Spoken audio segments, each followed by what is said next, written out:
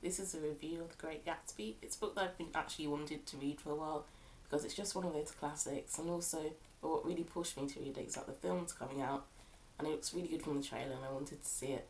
And I believe in reading the book first. It was first published in 1925 and its author is F. Scott Fitzgerald, and it's narrated by the character Nick Carraway, and he moves out to West Egg and he lives next door to this man called Gatsby who throws all these grand extravagant parties, but there's also a lot of mystery surrounding Gatsby. And Gatsby lives across the stretch of water from the house of Tom and Daisy Buchanan. Daisy Buchanan is actually Nick Carraway's distant cousin, and it seems like Gatsby has a bit of a thing for her. I absolutely love this book so much, and well, mainly for the language, because it feels like you've just been given this huge wad of toffee, and it's almost overwhelming, but not. But it isn't overwhelming. It just completely absorbs you. It's just so rich.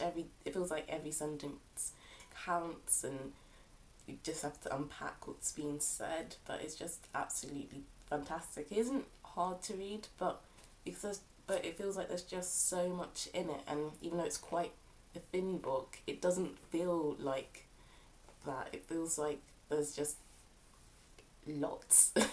It was one of those books that after I finished reading it, I was just like, whoa, and just, it felt so weird to be suddenly out of that world inside the book and just looking at it and marvelling that it's just a object like this, but it's completely absorbing, and you can't believe that you've just been taken out of that. And, well, I absolutely loved it. I would rate it very highly. So, the way it's written is the main reason I like the book. The characters, none of them are actually likeable at all, but it doesn't really matter. There's still this that's the whole point. There's the story being told, and it's just told so well. I really like the plot as well, especially as it kind of gains momentum towards the end. I kind of read the first 2/3 in bits or pieces, but I actually just finished the last third this morning in one sitting because I just really wanted to find out what was going to happen, and it just didn't disappoint at all. After I read it, one of the first things I did was go and watch the trailer again, and I know that films don't normally live up to the books, but I'm still really looking forward to the film, especially since it's got Leonardo DiCaprio and then it's directed by Baz Luhrmann, and I just hope that it'll still be a really good film.